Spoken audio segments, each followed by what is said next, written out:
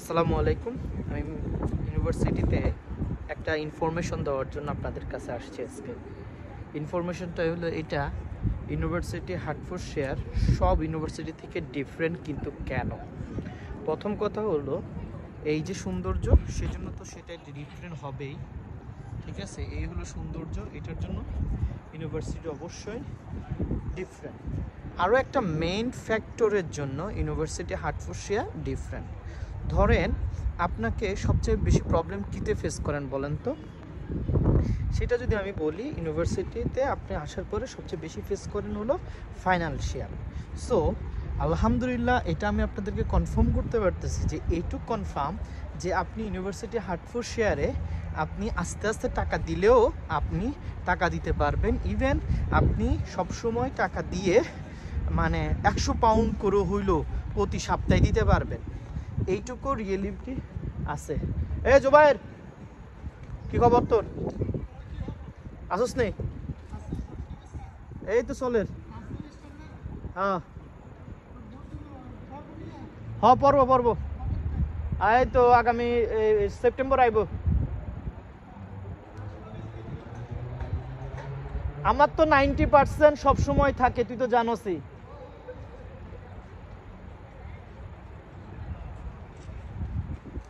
So যে জিনিসটা বলতেছিলাম, মাঝে আমার বন্ধুকে পাইলাম। সো জিনিসটা হলো এটা, ফাইনান্সিয়ালে যে আপনার প্রবলেমটা ফেস করবেন সেটা ইউনিভার্সিটি হার্টফোর্ডশায়ার আসার পরে আপনি যখনই একটা মানে এনরোলমেন্টে ঢুকে গেছেন, তখনই আপনাকে তারা একটা নোটিশ দিবে যে তুমি এতদিনে টাকাটা দাও। হ্যাঁ, আপনি টাকাটা এতদিনে একসাথে এত টাকা দিতে পারতেছেন না, সেটা আপনি বলছেন, কিন্তু এর মানে এই না যে আপনি একবার টাকাই দিতে পারবেন না। সেজন্য আপনাকে কি করবে তারা, এই ফাইনান্সিয়ালটা আপনি এটা মাথায় রাখতে হবে, আপনি প্রতি সেমিস্টারে বা প্রতি উইকে আপনি যদি 200 পাউন্ড করেও দিয়ে দেন, আপনি 800-900 পাউন্ড কামাই করতেছেন, বা আপনি 200 পাউন্ড যদি ইউনিভার্সিটিকে দিয়ে দেন, ইউনিভার্সিটির টাকাও কমে যাচ্ছে, আপনার চাপটাও কমে যাচ্ছে। সো ইউনিভার্সিটিও বুঝবে যে আপনি এঙ্গেজমেন্টে আছেন। সো অ্যাটলিস্ট 200 পাউন্ড করে উইকলি দিয়ে দেন, বা 100 পাউন্ড করে উইকলি দিয়ে দেন। 1 মাসে 400 পাউন্ড দেবে, 2 মাসে 800 পাউন্ড হয়ে যাবে আপনার। এই 800 পাউন্ড দিলেন, আর এর দামে অনুযায়ী যখন আপনি সুযোগ পাবেন তখন আপনি টাকা দিতে থাকেন, বড় বড় অ্যামাউন্টগুলো দিতে থাকেন, 500-1000 পাউন্ড করে দিতে থাকেন, শেষ হয়ে যাবে।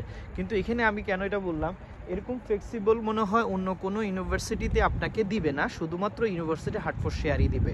সো ইউনিভার্সিটি হার্টফোর্ডশায়ার যদিও একটু দূরে হবে, কিন্তু আপনি এখানে টাকা পয়সা দিয়ে, যেটা আমরা সবচেয়ে বেশি খুঁজি, টাকা পয়সাটা একটু সচ্ছলতা, সেই জিনিসটা আপনাকে পাবেন। সো আমি এটাকে কেন আপনাকে বললাম জানেন?